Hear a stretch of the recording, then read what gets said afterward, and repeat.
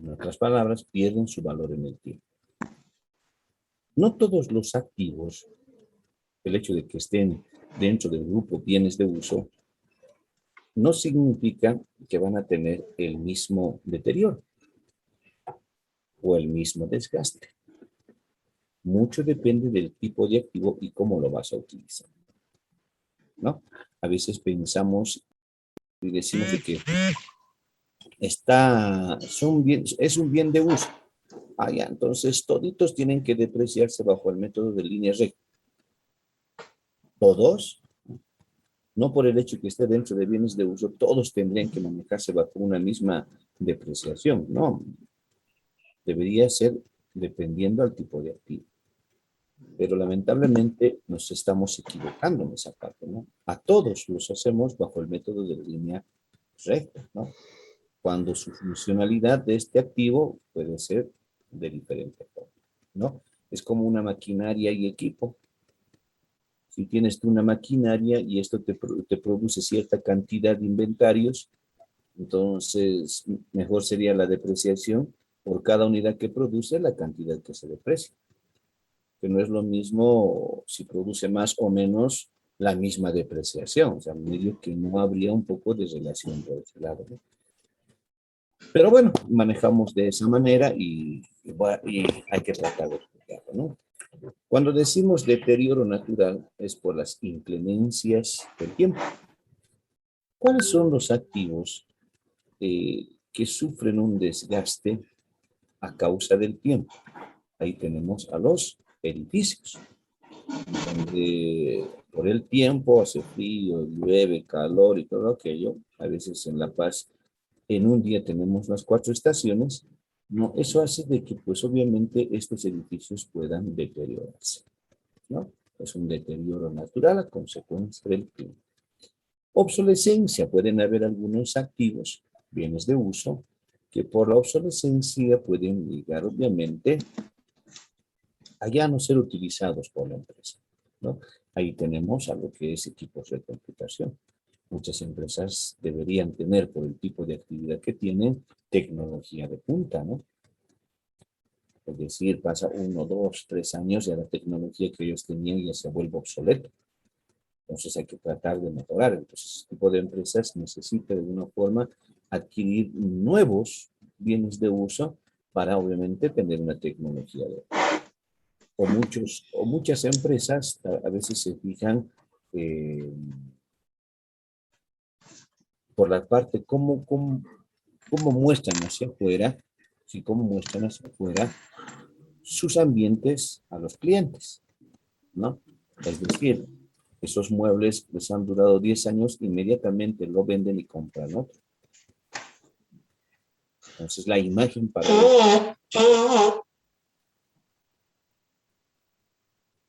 bueno, vamos a esperar a que nuestro amigo Gins ya pasa, apague su micrófono. Perdón, licenciado, no me había dado cuenta. Disculpe. Vale. Apaguen su micrófono, por favor. Lo único que les menciono y les digo,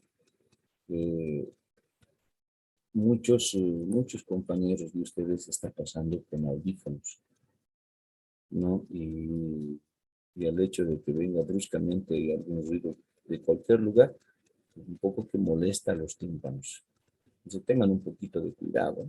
No les digo que llaman la atención ni nada por el estilo, sino un poquito más de cuidado para que no los podamos destrozar los tímpanos a los compañeros, ¿no? Después, escucha, estemos ahí en problemas. Bien, estamos diciendo entonces de que a veces por la imagen se cambian los bienes de uso. Por el uso, ¿no? ¿Qué activo o qué bien de uso se va desgastando por la utilización que se le da? A veces ahí están los vehículos, ¿no? La maquinaria. Entonces, cada activo, cada bien de uso debería ser depreciado en función a lo que se le utiliza. Lamentablemente, no sucede así, ¿no?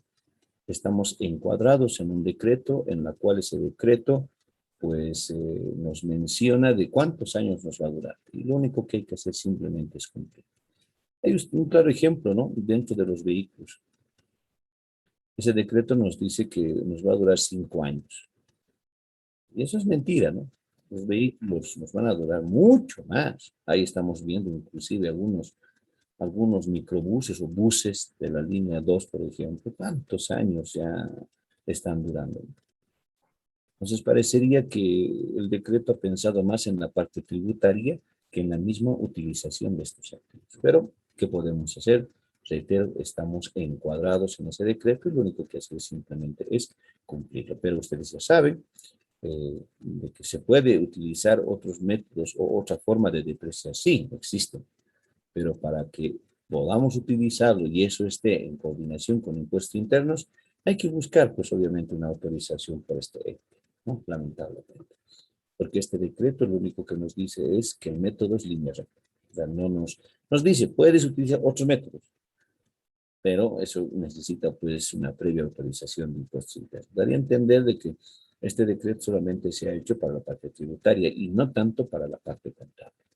Pero bueno, tenemos que seguir, hay que seguir investigando, hay que seguir buscando las formas en las cuales podamos mostrar nosotros la información. No se olviden que la contabilidad tiene que mostrar información confiable, información útil para los usuarios, y así estos usuarios puedan tomar sus propias decisiones de acuerdo a sus requerimientos. Vamos a la otra parte, que son bienes sujetos a agotamiento. Tenemos ahí a lo que tiene relación a los recursos naturales, ¿no? Ahí tenemos los campos petroleros, los madereros, mineralógicos, agropecuarios, bienes movientes. Estos son bienes que de alguna forma a través del tiempo se van agotando. No es que les echamos agüita y va a seguir creciendo, ¿no? Un poco difícil esa parte. Entonces, pero esto ustedes lo van a ver en lo que son hay materias especializadas. Todo esto que les acabo de mencionar, campos petroleros, madereros, mineralógicos, agropecuarios, bienes movientes, son especialidades de nuestra carrera, de nuestra profesión. ¿Sí? Ustedes pueden ser contadores generales, perfecto, pero especializarse en el área de campo petrolero, por ejemplo.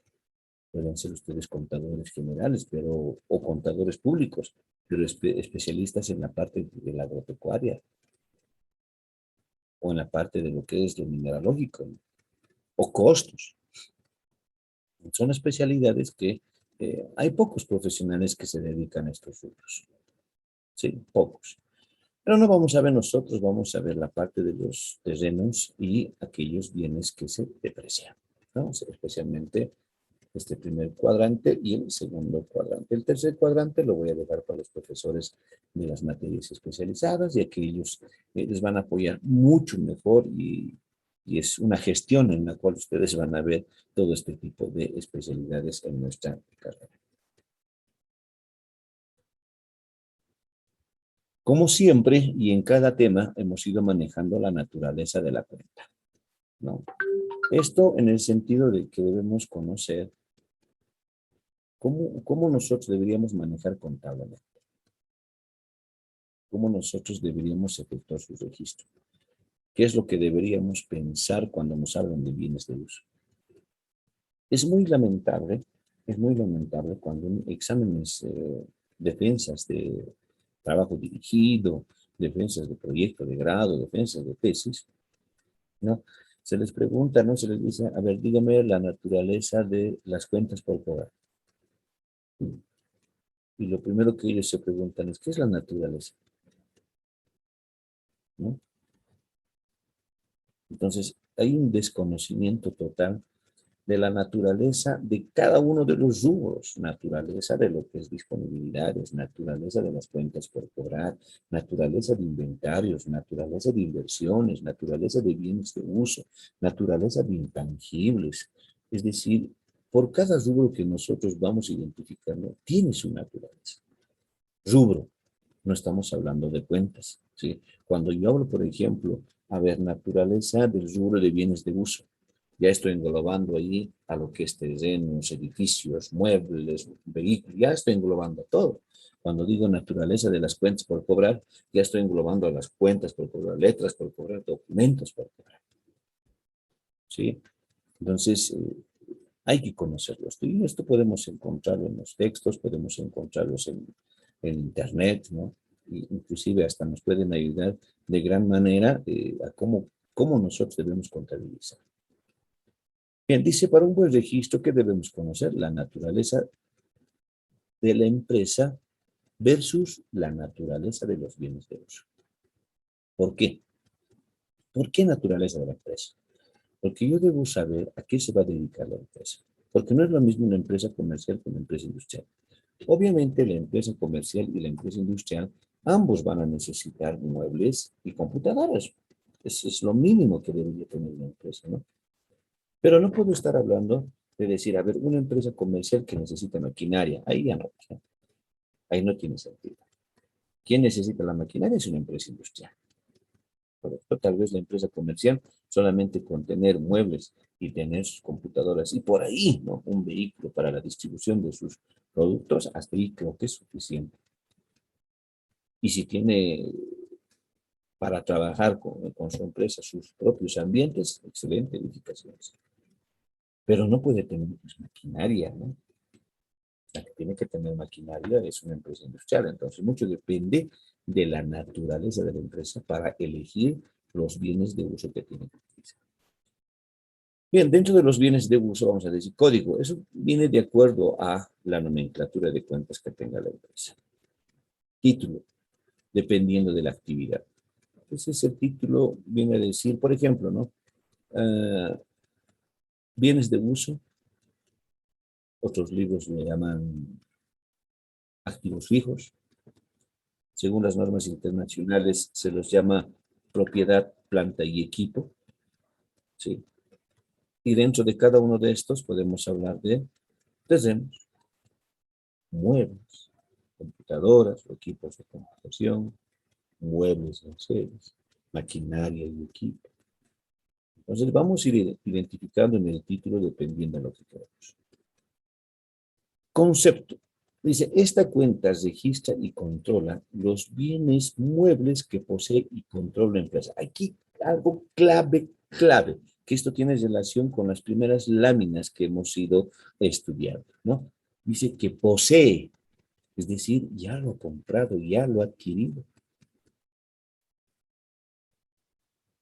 No voy a registrar dentro de bienes de uso algo que recién voy a comprar, no. La empresa ya lo compró, un documento de por medio que hace que la empresa tenga el control de ese activo. Y mucho más importante, acá, que me genere beneficio económico futuro, es decir, que me haga generar dinero. Entonces uno se pregunta, a ver, los muebles, ¿cómo puede hacerme generar dinero?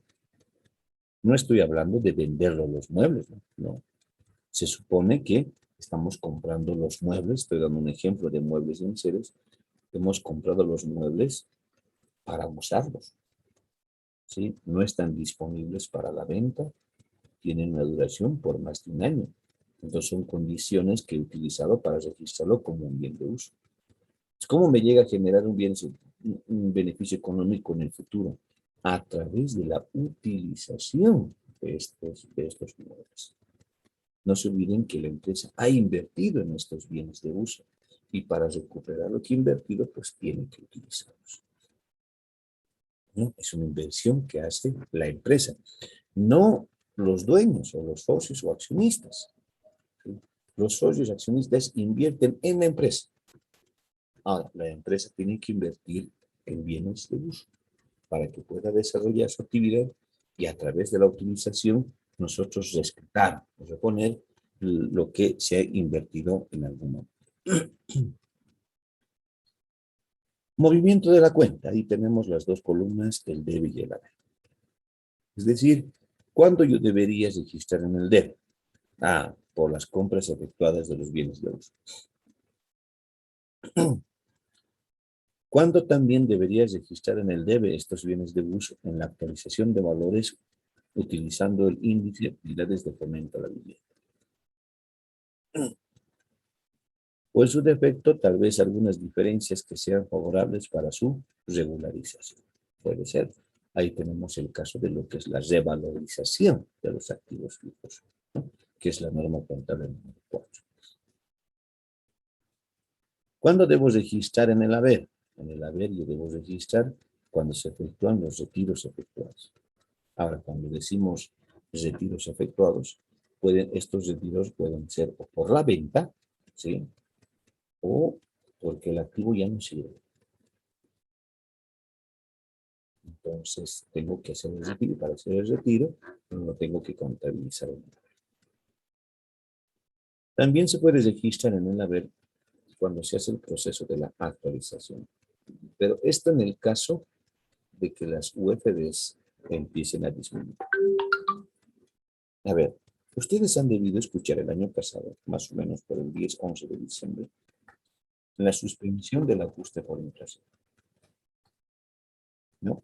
¿Y por qué el Colegio de Auditores ha hecho una resolución queriendo suspender la actualización por ajuste por inflación? Si ustedes se fijan, las UFDs del mes de diciembre, a partir del 11 para adelante, las UFDs han ido disminuyendo.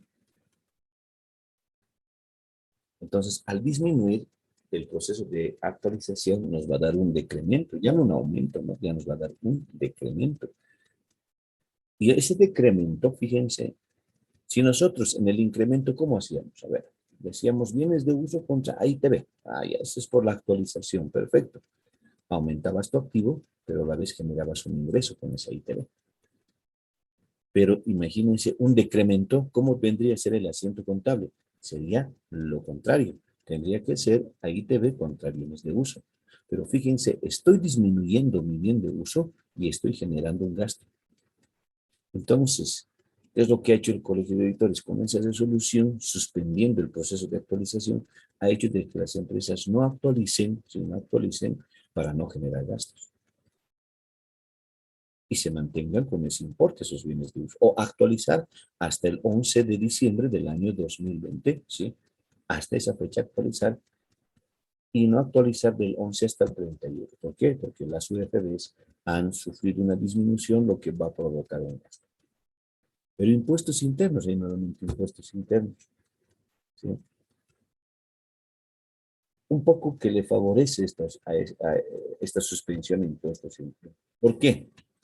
Porque al generar gastos, haces de que se incremente el gasto, tenga menos utilidad y pague menos impuestos, ¿no?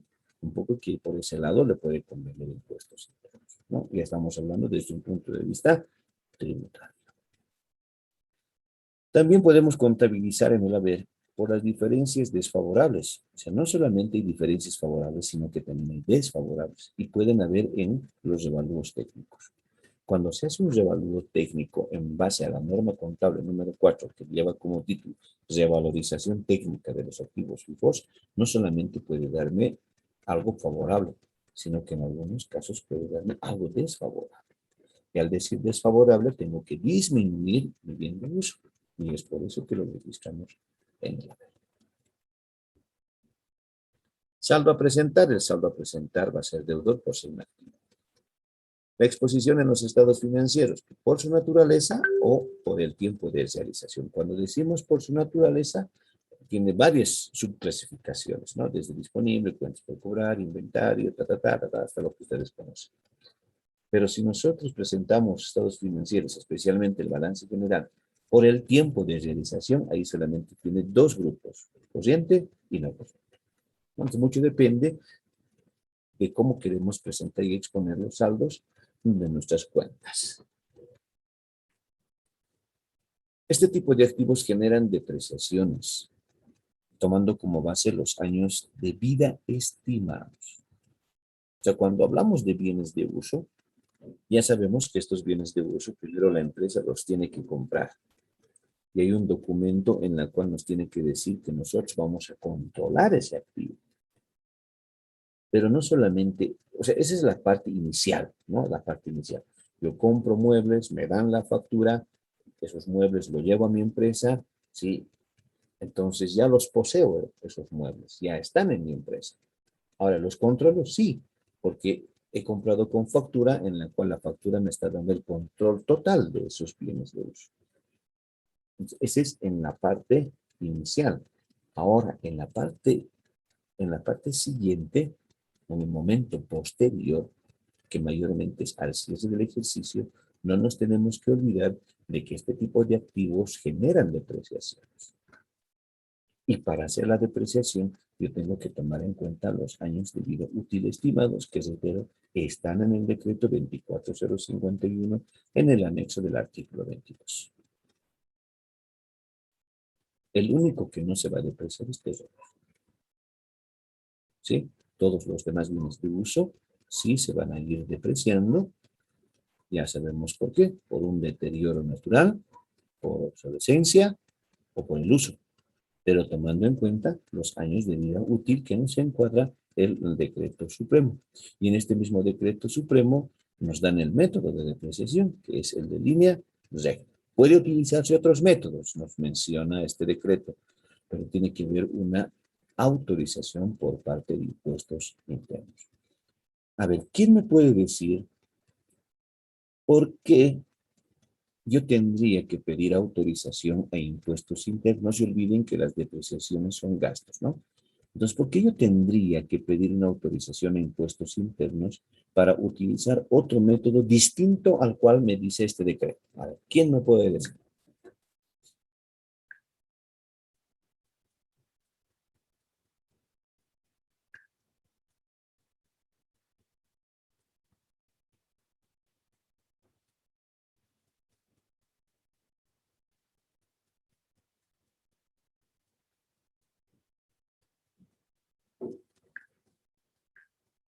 Porque la empresa podría generar una depreciación en demasía, licenciado, que afectaría al resultado del ejercicio Ya, estamos o viceversa.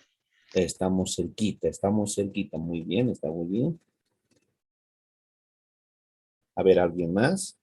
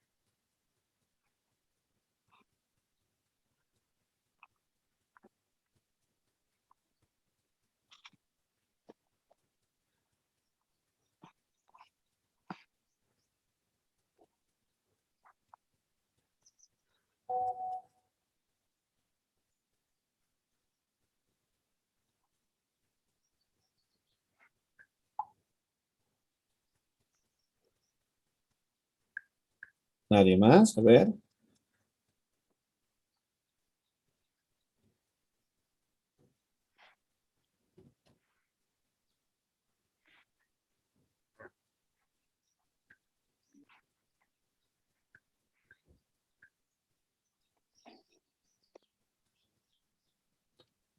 A ver, bien fácil y esto para todo. El decreto supremo 24051, ¿qué título lleva?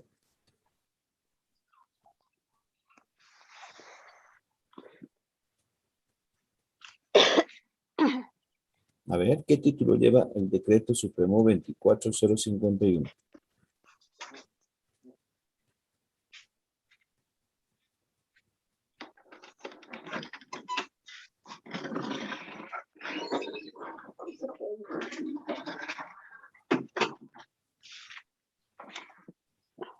A ver, dígame. Reglamento del impuesto sobre las utilidades de las empresas. No es reglamento. No sé, El título es, ¿no? vamos a La silenciar mamá a Yamile Márquez, vamos a silenciar. A ver, ese decreto lleva como título Impuesto sobre las utilidades de las empresas. Y bueno, claramente dice, ¿no? Impuesto, un impuesto que yo tengo que sacar sobre las utilidades que lleguen a generar las empresas. Perfecto. Entonces, solamente cuando las empresas tengan una utilidad, yo tengo que calcular y pagar el impuesto. Ahora, ¿de dónde viene la utilidad? ¿De dónde viene la utilidad? Viene a consecuencia de que los ingresos son mayores a los gastos. Entonces, este decreto me está diciendo, con este tipo de ingresos y este tipo de gastos, tú vas a obtener esta utilidad. Y de esta utilidad, tú vas a sacar el impuesto. Entonces, si este decreto me dice que para calcular la depreciación como gasto, tú tienes que utilizar el método de línea recta y utilizas ese método, eso significa que ese gasto va a formar parte de tu utilidad. Pero si tú utilizas otro método que no está enmarcado dentro de este decreto, pues obviamente ese gasto por depreciación por otro método ya no tiene que formar parte de tu utilidad.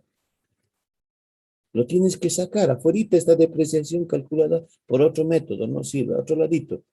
Entonces, ingreso menos gasto, seguramente vas a tener más utilidad y seguramente vas a pagar más impuestos.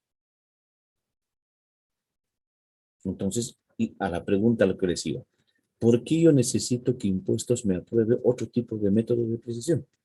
Una vez que el impuestos me apruebe, porque tengo que justificar, no es simplemente, por favor, apruébemelo, ya está, no tengo que justificar y todo aquello. Una serie de requerimientos que solicita también la parte tributaria. Entonces, una vez que me aprueben, ¿qué implica eso? Que al aprobarme, está autorizando de que al utilizar otro método, pero que está aprobado, el gasto por depreciación sea parte de la utilidad.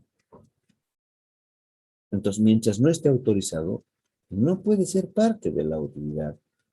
Pero cuando esté autorizado, va a ser parte de la utilidad. Ya voy a poder decir ingreso menos gasto, y dentro de los gastos ya está la depreciación, pero depreciación por un método diferente, pero que está aprobado por el gasto. De ahí viene el nombre, mis estimados compañeros, de gastos deducibles y gastos no deducibles. El gasto deducible es aquello que está dentro del marco del Decreto Supremo 24051. Y los gastos no deducibles son aquellos que están fuera del marco de este decreto. Deducibles porque van a ir a deducir tu impuesto. No deducibles porque no van a formar parte del cálculo del impuesto. Y eso es lo que debemos conocer y eso es lo que debemos hacer. Nunca olvidarse eso, por favor.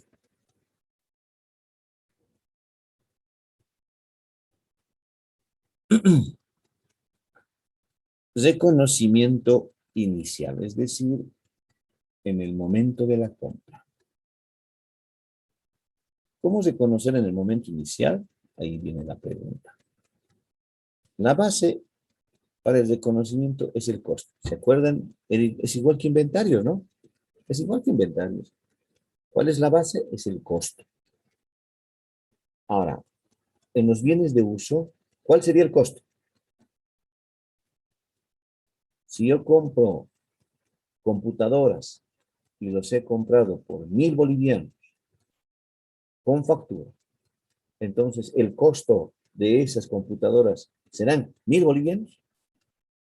Eso es lo que me ha costado realmente. ¿Qué dice?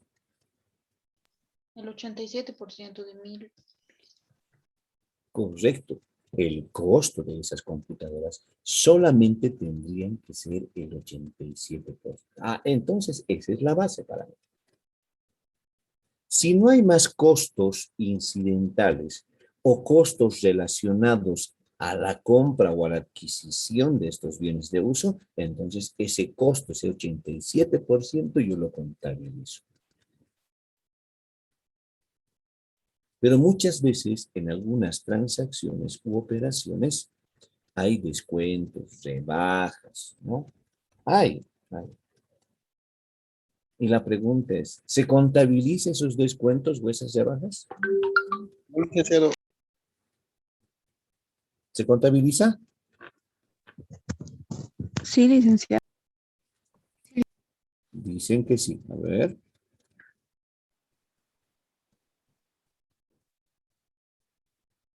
No, licenciado. Exactamente. Es igual que inventarios, no se olviden. Los descuentos, rebajas y otros similares no se contabilizan. Es decir, si en este momento hay una rebaja, por decirles, del 10%, ese 10% no se contabiliza.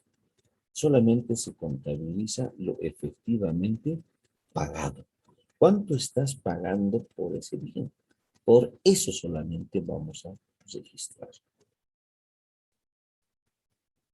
Ahora, habrá algunos costos incidentales, puede existir, depende del tipo de bien de uso, ¿no? Pero si en este momento nosotros tenemos una empresa, por decirte,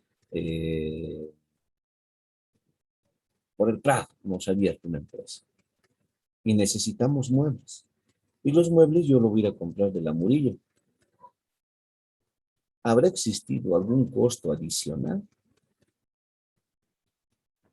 No, ningún costo adicional. Alguien me dirá el transporte, pero el transporte será material como para que yo pueda inflar mi activo. Que no es lo mismo decir estoy importando muebles para mi empresa, porque me gusta buena calidad. Entonces, el hecho de importar, ¿qué significa? Significa que tengo que pagar impuestos, desaduanizar esos muebles, ¿sí? Pagar transporte, porque necesariamente yo tengo que utilizar el transporte para sacar de aduanas y llevarlo hasta mi empresa. Entonces, sí, esos costos, ¿no?, que son necesarios para que estos bienes sean utilizados, ¿sí?, van a formar parte del costo de la actividad por materialidad. Porque imagínense, ¿qué tal si me compro 2 escritorios más sus sillitas de la Murillo al Prado? ¿Cuánto me va a cobrar? Unos 30 pesos. ¿Valdrá la pena incrementarle 30? Porque imagínense, a ver, para que un poquito podamos razonar todos. Mi mueble me he comprado en 1.000 bolivianos, ¿sí? En 1.000 bolivianos. Vamos a olvidarnos un poquito de la parte tributaria. Lo que quiero que me entiendan es lo que voy a explicar. Me he comprado en 1.000 bolivianos los muebles. El transporte me ha cobrado 30 pesos. 1.030 entonces, ¿no? Lo que estoy pagando. Pero ahora la pregunta es, ¿lo contabilizo como 1.030 a mi bien de uso? Y yo les digo, no, ¿para qué? Esos 30, mejor lo llevo a gasto. Y solamente los 1.000 lo contabilizo como muebles. ¿Por qué? Porque si, fíjense jóvenes, porque si yo lo llevo como 1.030 a todo, a los muebles, de esos 30, ¿cuánto va a ser la depreciación? Si calculamos, ¿no? Si calculamos esos 30 bolivianos dividido entre los 10 años, me va a dar a 3 bolivianos cada año su depreciación. ¿Qué prefiero? ¿Depreciarlo 3 bolivianos cada año o de golpe llevarlo los 30 como gasto? ¿Qué dice?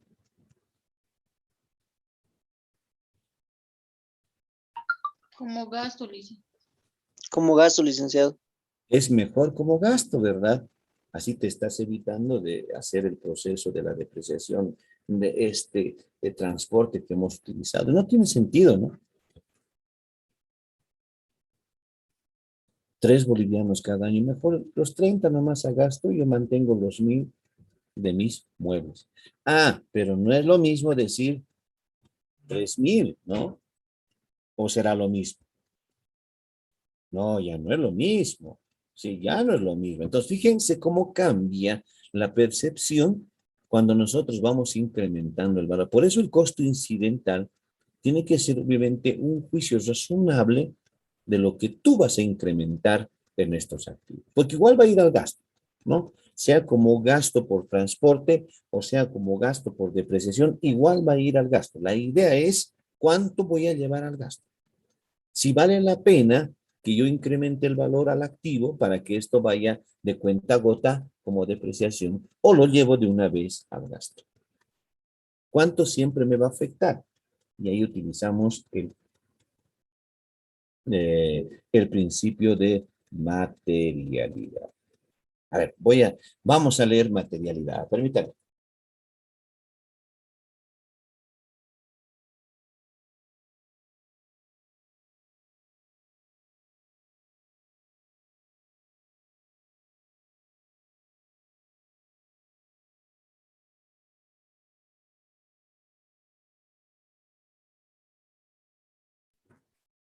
Todo tengo que decirles, porque si no van a estar hablando. No, el licenciado Gutiérrez no nos ha dicho nada, no nos ha enseñado nada. Para él todo es blue, van a estar diciendo después. ¿No? Entonces, fíjense, ¿qué dice el principio de materialidad? Al ponderar la correcta aplicación de los principios generales y normas particulares, deben necesariamente actuarse con sentido práctico. Ahí me está diciendo, ¿no? Actúa con sentido práctico, me está diciendo. Frecuentemente se presentan situaciones que no encuadran dentro de aquellos y que, sin embargo, no presentan problemas porque el efecto que producen no distorsiona el cuadro general. Y eso es lo que hablábamos, ¿no? A ver, ¿valdrá la pena que esos 30 yo lo vaya a incrementar a mi activo? ¿Va a cambiar en algo o enormemente va a cambiar mi situación financiera? ¿Sí? No, no lo estoy mostrando en pantalla, me están colocando en el chat, no se ve lo que está leyendo, no, estoy dando lectura de la norma, no los estoy mostrando en pantalla.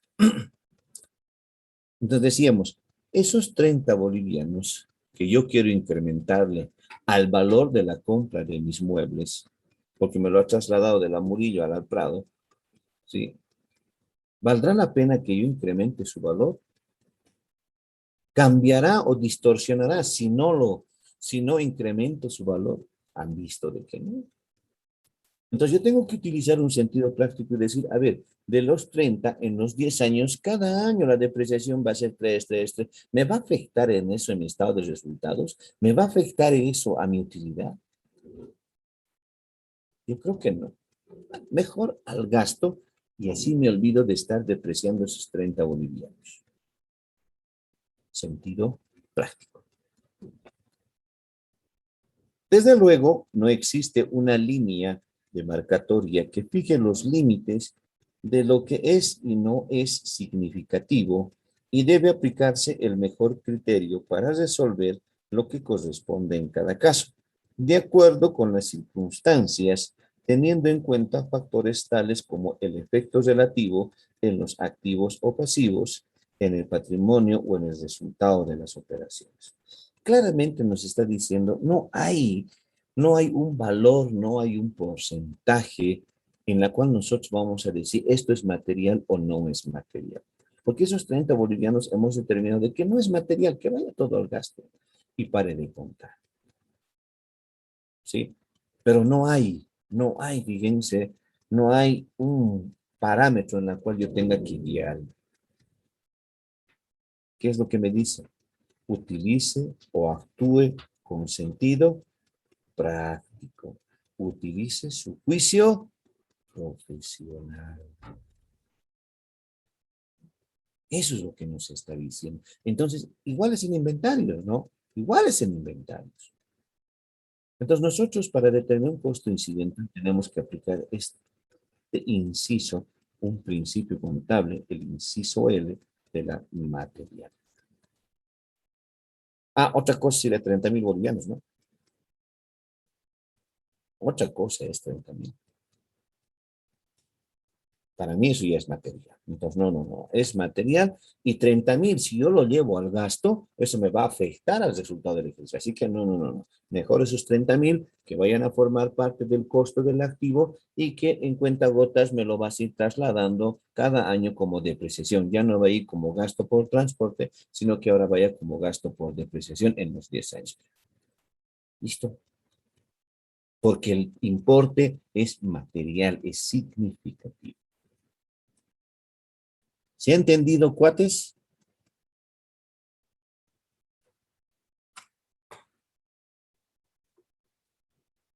Sí, licenciado.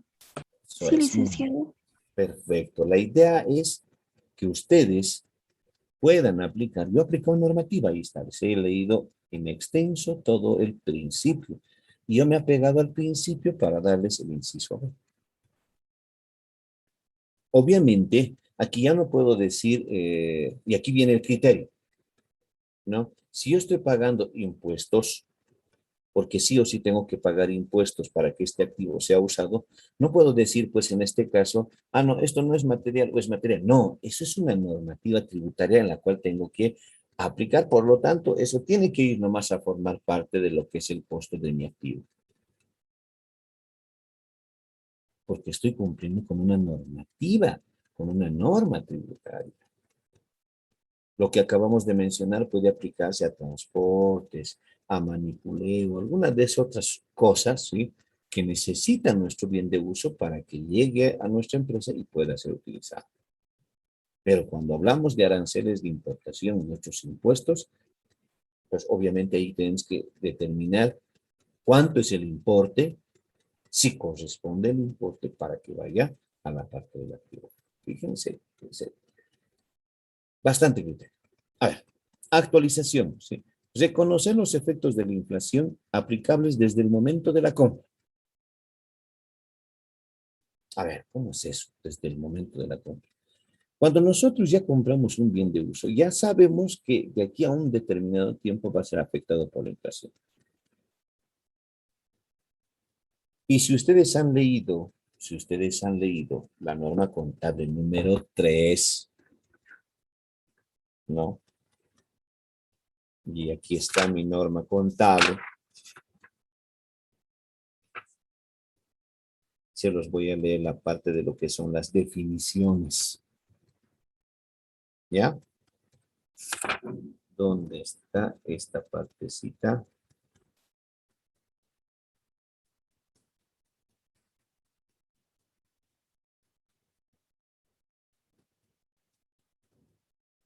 Aquí está. Rubros no monetarios. Dice, dentro de las definiciones de mi norma contable número 3, el inciso I, rubros no monetarios. Son los que conservan su valor intrínseco en épocas de inflación. Hasta ahí. Hasta ahí. Son los que conservan su valor intrínseco. ¿Y los bienes de uso conservarán este valor intrínseco? Pero lo primero que uno se pregunta es, ¿qué es valor intrínseco, no? Entonces, para entender esta parte, decimos, a ver, hemos comprado el 2 de enero un mueble. Perfecto, lo hemos comprado, ya lo tenemos el mueble, bien registrado, todo queda ya. Del 2 de enero lo hemos utilizado hasta el 31 de diciembre. Pregunta, ¿ha cambiado su estructura esos muebles? Es decir, ¿ha crecido? ¿Es más ancho? ¿O es más delgado? ¿O ha disminuido su dimensión? ¿Estructuralmente habrá cambiado algo? Pregunta. ¿Qué dicen, compañeros? No, Lice. No, No. no ha cambiado, la estructura no ha cambiado para nada desde el 2 de enero al 31 de diciembre. Su estructura. Lo que sí ha cambiado es el término monetario. Porque en el momento de comprar, lo has comprado en 1,000, Pero al 31 de diciembre ya no es 1000, y es un poquito más de los 1000. Pero la estructura no ha cambiado para nada. A eso se le llama valor intrínseco. ¿Sí? Se los voy a volver a leer. Son los que conservan su valor intrínseco en épocas de inflación y, por lo tanto, deben ser reexpresados en moneda constante para reflejar dicho valor. Caso típico lo constituyen los activos fijos, inventarios en general y todas las cuentas de resultado y patrimonio. Aquí en la norma ya nos está diciendo cuáles son aquellas cuentas que conservan su valor intrínseco, es decir, que no cambia para nada la estructura de ese activo. Lo que sí va a cambiar son los importes, porque han sido afectados por la inflación. Inciso D. Incremento por revalorización. Dice, es la diferencia entre el monto total revalorizado y el valor residual de un bien de uso sujeto a revalorización. Aquí la pregunta es clara. ¿Cuándo hago la revalorización? Y eso es en función a la norma contable número 4. Ya les he dicho que lleva como título revalorización técnica de activos fijos. ¿No? ¿Qué más van a tardar en buscar la norma? Porque son alrededor de 2 hojitas. Y eso hay que leer una nomás, porque la primera es la introducción, los considerando, y la última es la aprobación. Hay que leer la del medio y ahí pare de contar cuánto tiempo les va a dar. Entonces, fíjense, ¿cuándo hago la revalorización? Cuando los activos ya han cumplido con su vida útil. Los muebles los he comprado hace 10 años atrás, pero todavía están en buenas condiciones. Todavía puede servir a la empresa. Ah, perfecto. Entonces, si todavía va a servir a la empresa, contratamos una persona que sea expertise en la materia, en lo que son los muebles, y que esta persona me diga cuántos años más lo voy a utilizar y al momento de ser revalorizado, cuánto es el valor de esos muebles. Ese profesional, ese perito independiente me tiene que decir, bajo bases técnicas, cuánto tiempo más lo voy a utilizar. No me puede decir 10 años. Porque si me dice 10 años es como un activo nuevo. No, ya lo he usado 10 años. Por más que esté en buenas condiciones, pues seguramente este perito me va a decir 5, 6, 7 años, no sabemos, dependiendo de cómo está ese activo. Ahora, lo más importante, este perito también me tiene que decir cuánto es el valor, cuánto me está costando al momento de efectuar su revalúo, cuánto está ese mueble.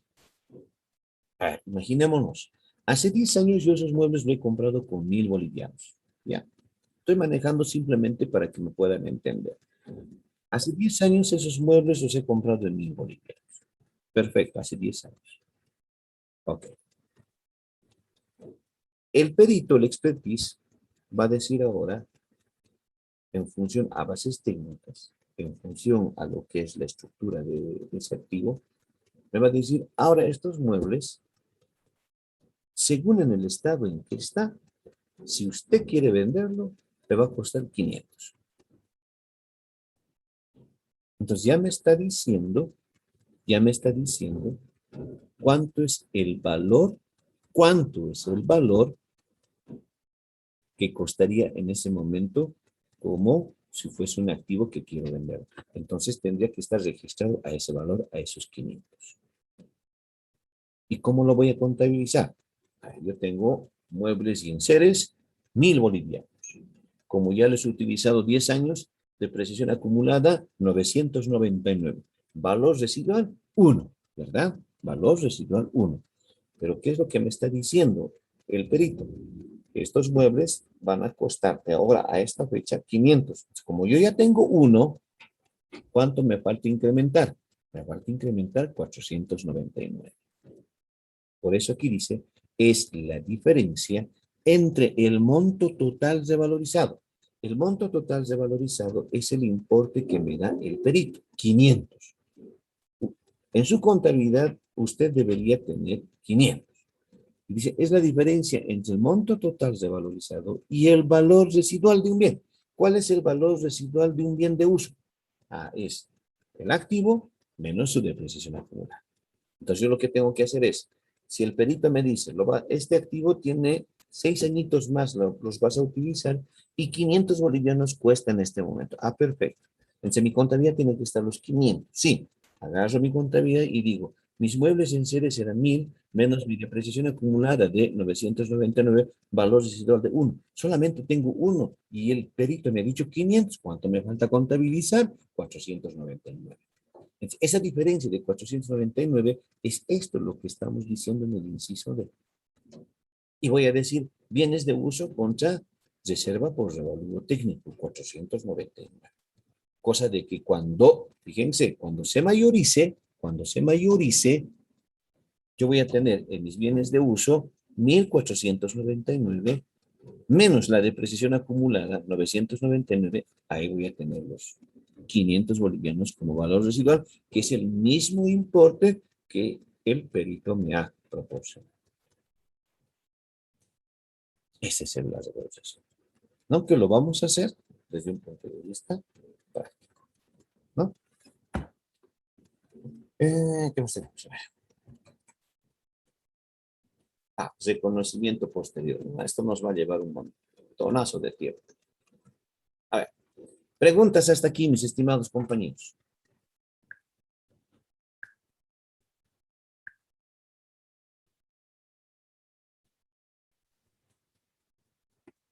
¿Alguna duda por ahí que tenga?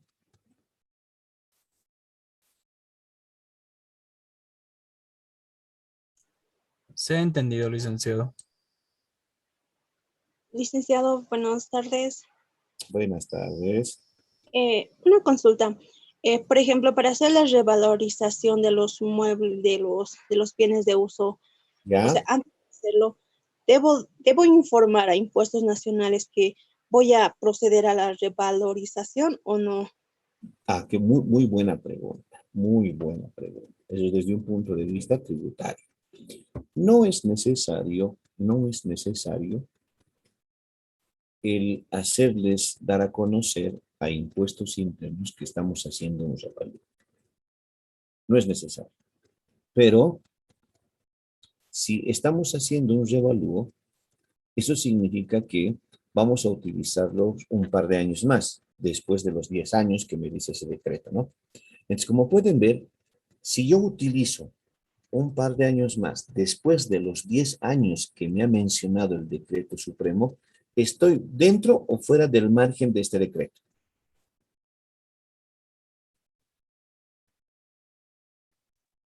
¿Está dentro o fuera? Porque el decreto me ha dicho 10, pero ahora el perito me ha dicho, por decirles, 5 añitos más, entonces ya sería 15. ¿Estoy dentro o fuera del margen de este decreto? Fuera del margen. Fuera, Es licenciado. Estamos fuera del margen de este decreto. Por lo tanto, las depreciaciones que yo realice a estos activos fijos revalorizados son gastos no deducibles, no forman parte del impuesto a las utilidades. Solo Y se no, puede revalorizar una vez, Lice. no se puedes hacer la cantidad de revalorizaciones que tú quieras, pero eso mucho depende del activo. No por decirte, como muebles y enseres, que seguimos en el caso. La primera revalorización, ¿qué nos ha dicho? 6 añitos más va a durar. Ya, perfecto. Lo hemos seguido utilizando 6 años más y todavía están más en condiciones. Vuelvo a contratar al perito. El perito ya no me puede decir otros nuevos 6 años más. Seguramente me dirá 3 años más. Perfecto, voy a volverlo a utilizar. Cosa de que al final ya no voy a poder pues contratar nuevamente al perito porque ya de alguna forma le he sacado el jugo a esos muebles. ¿No?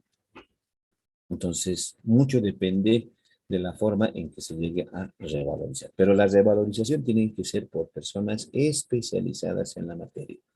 no puede ser cualquier tribilín, ni nosotros, ¿sí? Nosotros no somos expertos en hacer revalorizaciones.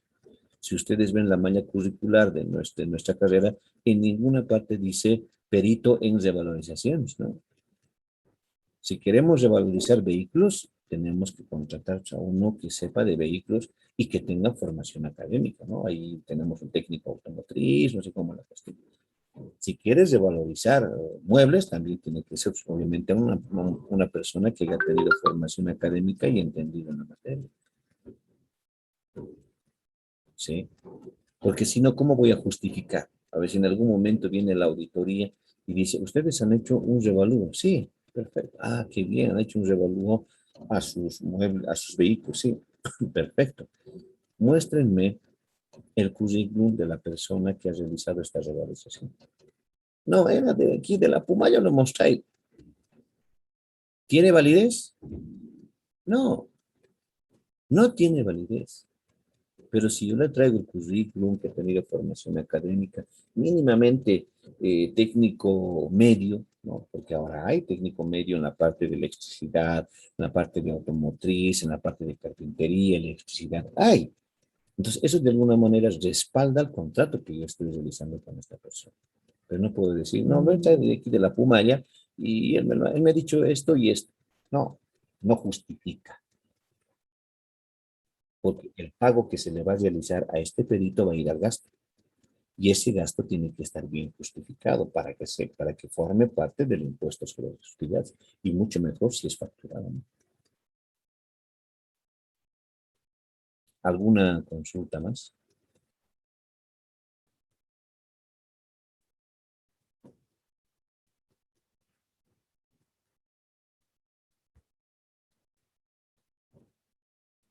A ver, dice Lick, un compañero en la mañana preguntaba si los terrenos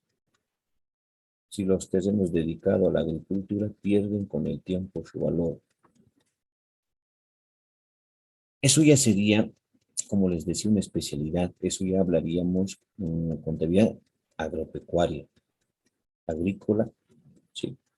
¿Por qué? Porque de alguna forma, si la empresa se dedica, por ejemplo, a ver, con relación a las cañas de azúcar. Primero hay que sembrar la caña, ¿correcto? En medio año tiene que crecer eso. Entonces, esos terrenos están siendo utilizados para el desarrollo del producto, para vender la caña. En el tiempo, esos terrenos, tanto cosechar, pues de alguna forma no pierden el valor del costo del terreno, sí. Lo que pierden es la forma de cómo utilizarlo. Porque tienen que tener un tiempo de espera para que la tierra pueda de alguna manera descansar, ¿no? Y posteriormente pueda rendir más frutos. Porque si todo es sembrar, cosechar, sembrar, la tierra se va a perder, la tierra ya no va a generar el mismo producto de calidad que pueda llegar a generar que generaba anteriormente. El valor del terreno no va a cambiar, pero sí obviamente en la tierra que se utiliza, sí va a deteriorarse si es que no hacemos el debido cuidado. Entonces aquí debemos separar dos cosas: el valor que te ha costado el terreno y la utilización que le das a la tierra de ese terreno, que tienes que hacerle mantenimiento, que tiene que haber un breve descanso, que tienes que ponerle abonos, que tienes que ponerle un montón de cosas. Pues obviamente ahí ya cambia la figura. Contabilidad agrícola y ganadera. ¿Quieren un poquito más? NIC 41. Norma Internacional de Contabilidad 41. Bien, compañeros, colorín colorado, y este cuento se ha acabado. Nos vemos el día jueves para continuar con bienes de uso. Que tengan un buen día y hasta luego, compañeros. Se cuida, licenciado. Hasta luego. Hasta luego, Lice. Hasta luego. Muchas gracias, licenciado. Hasta luego. Hasta luego, licenciado. Chao.